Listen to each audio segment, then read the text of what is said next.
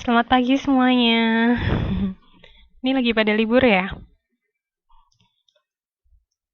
Dengar suara saya kan? Jelas ya?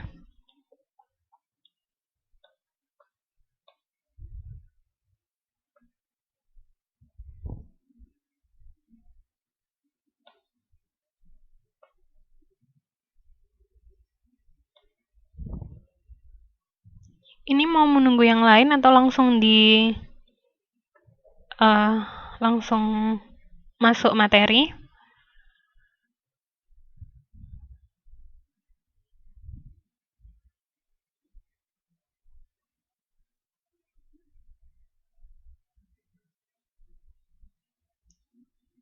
Langsung ya? Tapi yang hadir baru 5 orang ya?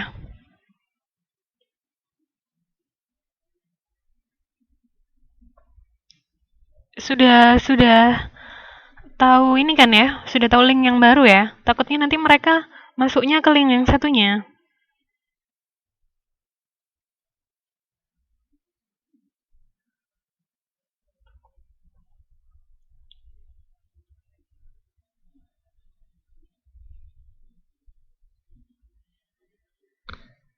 Karena ini kemarin baru diberi akun yang premium, jadi saya eh, buat kelas yang baru. Takutnya mereka nanti ke sana. Enggak ya?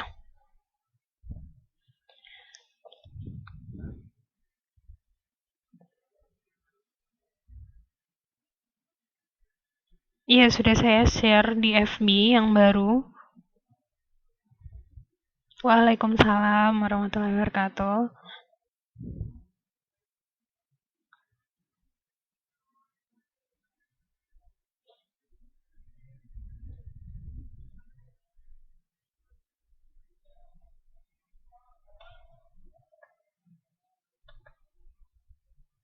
Yaudah kita mulai ya. Bismillahirrahmanirrahim. Yaudah, saya buka. Assalamualaikum warahmatullahi wabarakatuh. Bismillahirrahmanirrahim. Semoga bermanfaat ya kelas kali ini. Sebelum masuk ke materi, ini kita bahas homework dulu ya. Tapi ada yang belum ini ya? Ada yang belum ngirim? Yaudah nggak apa-apa. Ini kita bahas dulu homework. Yang pertama, kemarin saya sempat review, sudah saya cek, sudah saya periksa homework yang dikirimkan ke saya. Begini, sepertinya konsep dasarnya masih agak bingung ya. Jadi ini saya ulang lagi. Pertama, jelaskan kegiatan utama manajer keuangan. Jadi ini sesuai dengan PPT yang saya berikan, juga ada di modul. Kegiatan utama manajer keuangan, sebenarnya kegiatan manajer keuangan tuh banyak. Namun kegiatan utamanya tuh ada 3 macam yang ada gambarnya di modul ini. Masih ingat kan ya? Jadi manajer keuangan ini apa? Jadi yang namanya pertama, panah 1 itu keputusan pendanaan. Manajer keuangan mendapatkan dana dari pasar keuangan. Seperti itu. Kemudian panah kedua, yaitu keputusan investasi. Dana yang telah didapatkan dari pasar keuangan itu digunakan untuk investasi. Pada umumnya investasi jangka panjang. Maksudnya investasi pada aset tetap, fix asetnya perusahaan. Seperti itu. Jadi kegiatan utama manajer keuangan pada intinya tuh ada 3 macam. Keputusan pendanaan, keputusan investasi, serta kebijakan dividen. Begitu. Kemudian sampai sini sudah jelas ya, yang nomor 1. Terus kemudian yang nomor 2. Jadi pertanyaannya, apakah kamu bersedia membayar $24.099 hari ini untuk mendapatkan 100.000 dalam 30 tahun mendatang? Kemudian apa yang menjadi pertimbangan kunci dalam memutuskan iya atau tidak, seperti itu.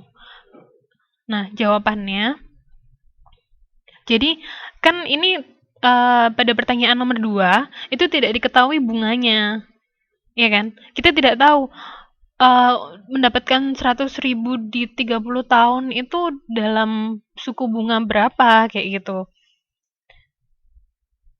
Jadi, pada intinya, kunci pertimbangan, kunci dalam memutuskan ya apa enggak, itu ada 2.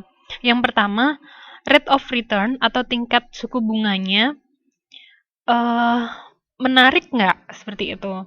Mungkin memang 100.000 dalam 30 tahun, tapi siapa tahu kalau misalnya ternyata suku bunganya harusnya berapa, misalnya 30%, itu kan tinggi sekali ya. Sehingga pada ini dalam 30 tahun bisa mendapatkan lebih dari 100.000.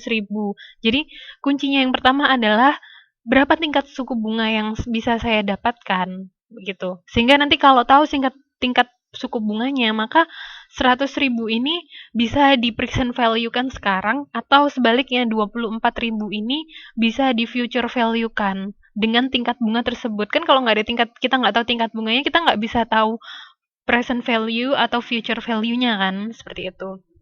Kemudian yang kedua, how risky is the investment? Jadi ingat, semakin beresiko suatu investasi, maka semakin tinggi pula tingkat keuntungan yang diharapkan, expected return-nya. Karena itu dua hal ini merupakan kunci dalam memutuskan iya atau tidak saya invest di dalam suatu investasi A, misalnya seperti itu. Itu ya, perlu diingat. Jadi ini merupakan soal teori, kelihatannya kayak hitungan, tapi ini merupakan soal teori, seperti itu. Kemudian nomor 3, jadi kan, nah seperti ini kan jelas ya. Jadi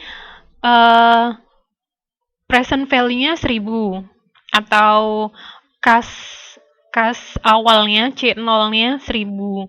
Kemudian kita tinggal ini aja, tinggal melihat future value-nya berapa, kayak gitu. Karena kita sudah tahu suku bunganya 6%, seperti itu.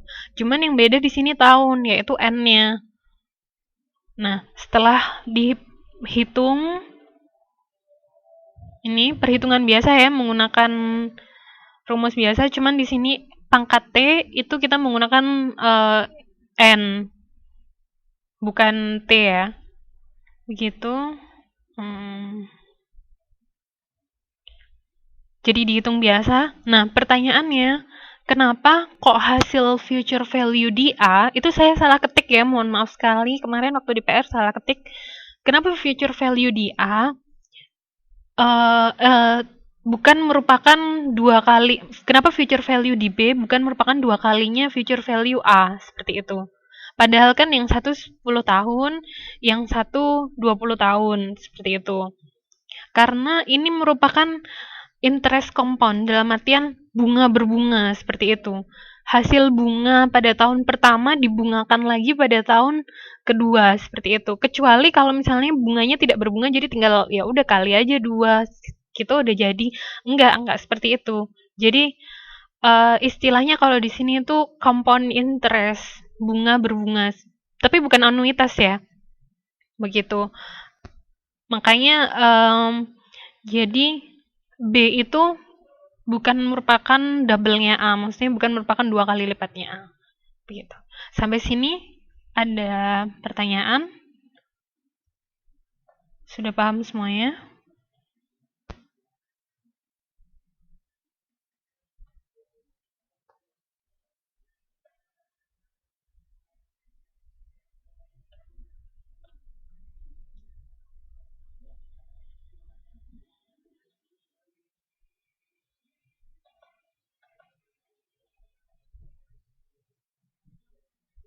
Paham ya?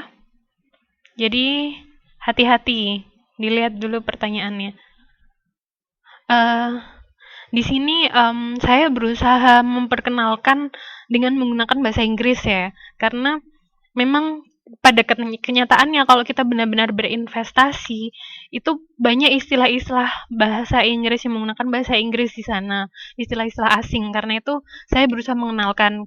Kan di modul sudah berbahasa Indonesia, jadi nanti bisa tinggal di cross check aja kalau misalnya pas lupa atau apa, nanti bisa ditanyakan ke saya juga. Nggak masalah ya untuk itu ya.